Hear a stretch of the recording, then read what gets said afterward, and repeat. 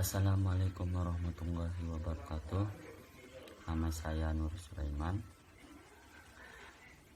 dari kelas D NIM 1800003147. Jawaban nomor 1 yaitu birrul walidain terhadap orang tua yang masih hidup. 1. Tidak boleh meninggikan suara ketika berbicara dengan beliau. Kedua, tidak mendahului beliau ketika berkata-kata atau berbicara dengan beliau. Ketiga, tidak boleh berbohong. 4. Menjaga kehormatan mereka. 5. Jawab panggilan mereka dengan segera. 6. Jangan pernah mengatakan "ah" ketika beliau meminta tolong. 7. Sering-sering menjenguk mereka. 8. Jangan pernah pelit untuk menafkahi beliau. Poin kedua yaitu tentang birrul walidain terhadap orang tua yang sudah meninggal. 1. Mendoakan terus mendoakan kedua orang tua dalam sholat, dalam segala hal dan sebagainya. Menafkahi menyebarkan ilmu yang bermanfaat, melunasi hutang-hutang orang tua, bersedekah, mengatasnamakan kedua orang tua, bersilaturahim kepada kerabat-kerabat orang tua, dan menjaga silaturahim sesama saudara, keluarga atau kerabat, teman baik kedua orang tua. Ketujuh, menjaga nama baik kedua orang tua.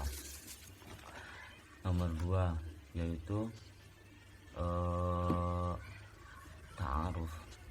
Ta'aruf adalah kegiatan berkunjung ke rumah seseorang untuk berkenalan dengan penghuninya.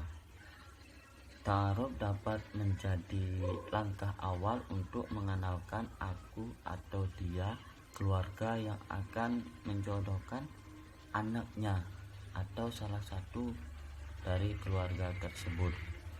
Ta'aruf juga dapat dilakukan jika kedua belah pihak, kedua orang tua atau pihak keluarga setuju dan akhirnya tinggal menunggu keputusan dari seorang anak atau yang akan dijodohkan, apakah mereka bersedia atau tidak.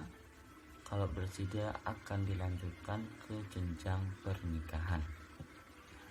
Dalam Al-Quran surah Al-Isra ayat 32 yang artinya, dan janganlah kamu mendekati zina, sesungguhnya zina itu adalah perbuatan yang sangat keji dan jalan yang sangat buruk.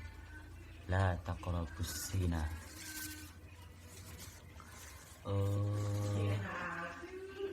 Apakah ada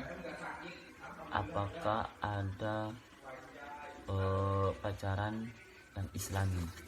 Kalau pacaran islami kemungkinan besar tidak ada pacaran yang bisa dibilang islami, karena ketika sudah pacaran akan mendekati perbuatan zina. Ya, awal-awalnya saling tatap-tatapan, berpegang tangan, lalu akhirnya melakukan hal di luar nikah atau hal yang dilarang oleh Allah Subhanahu wa Ta'ala. Ya, yang dikatakan pacaran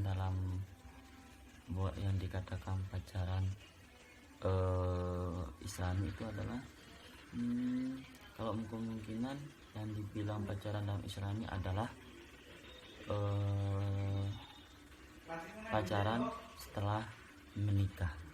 Karena pacaran setelah menikah itu tidak ada larangan apapun, entah kita itu mau berbuat zina dan berbuat apapun terhadap pasangan kita itu tidak dilarang karena sudah sah dalam beragama. Seperti itu. Jawaban nomor 3. A. Laki-laki tidak boleh berduaan dengan perempuan yang bukan muhrim. Nah, jika laki-laki dan perempuan di tempat yang sepi, maka ketiga adalah setan. Bukan di tempat sepi saja, dimanapun ketika perempuan dan laki-laki berduaan, itu yang ketiga adalah setan.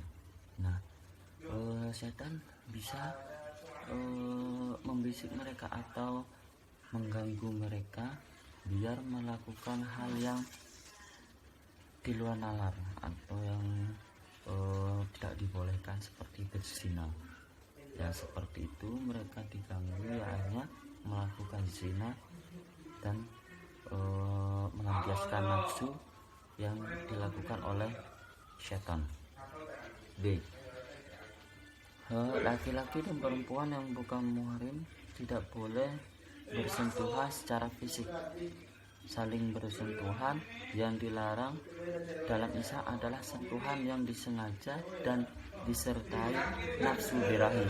Tetapi bersentuhan yang tidak disengaja tanpa disertai nafsu birahi, tanpa nafsu birahi itu tidak dilarang oleh agama. C. Mengajarkan untuk berbuat baik atau mengisi waktu luang dengan kegiatan yang bermanfaat.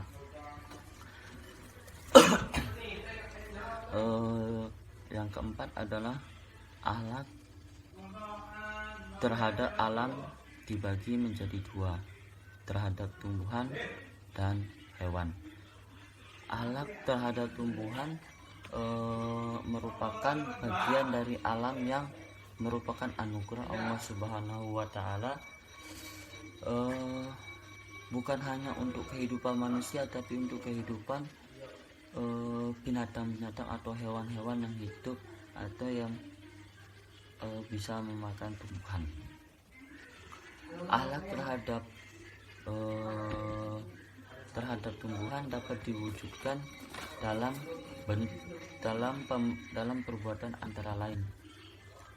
Manusia perlu menyayangi tumbuhan-tumbuhan sebagian dari pemenuhan keperluan hidup itu berasal dari tumbuh-tumbuhan. Semua perlu diberi air sesuai dengan kebutuhannya. B. Manusia yaitu dengan menjaga keserasian dan kelestarian dengan tidak merusak tumbuh-tumbuhan, seperti tidak melakukan penebangan liar. Memanfaatkan tumbuhan secukupnya, tidak berlebihan. D. Menanam tumbuhan demi kelangsungan hidup tanaman agar tidak penuh. E. Melihara tumbuhan dengan baik seperti memberi pupuk dan menempatkan di tempat yang terkena sinar matahari. Akhlak terhadap hewan.